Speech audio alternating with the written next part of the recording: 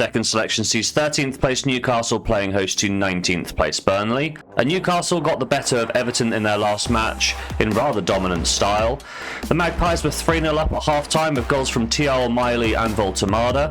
The second half, whilst it was more evenly contested with Thial's second goal and Kieran Dewsbury-Hall's strike, the final score did finish 4-1 to the Toon.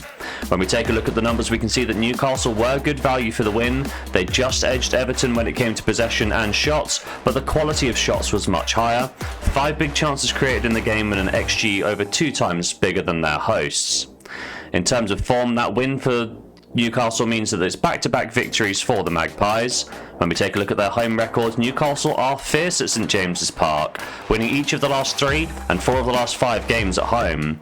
The only exception to this being the 2-1 loss to Arsenal. They host a Burnley side who suffered yet another defeat at the hands of Brentford in their last game.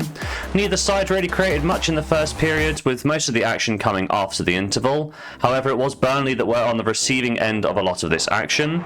Brentford pressing for the win in the game with an XG of 3.06 to the Clarets 0.95. As such, it made perfect statistical sense that the final scores would finish 3-1 to Brentford, with Burnley's only major opportunity coming from Zian Fleming's penalty. In terms of form, that result now means it's 4 losses in a row for the Clarets. And when we take a look at their road form, whilst there is a win against Wolves in the mix there, they have lost the other 5 matches away from Turf Moor, which certainly explains their league position around a third of the way through the season. When we take a look at the head-to-head record, the last encounter between these sides came in May of 2024, when an already relegated Burnley side were beaten by Newcastle. Wilson, Longstaff, Guimaraes and Isaac all managed to contribute in a 4-1 win. Longer term, that win for Newcastle extended a 6-game winning streak. They're also unbeaten in the last 7 encounters with Burnley. My prediction for today's game is that Burnley are really struggling of late, and whilst Newcastle aren't at the peak of their form over the last couple of years, their dominance in the head-to-head record does have me leaning towards them.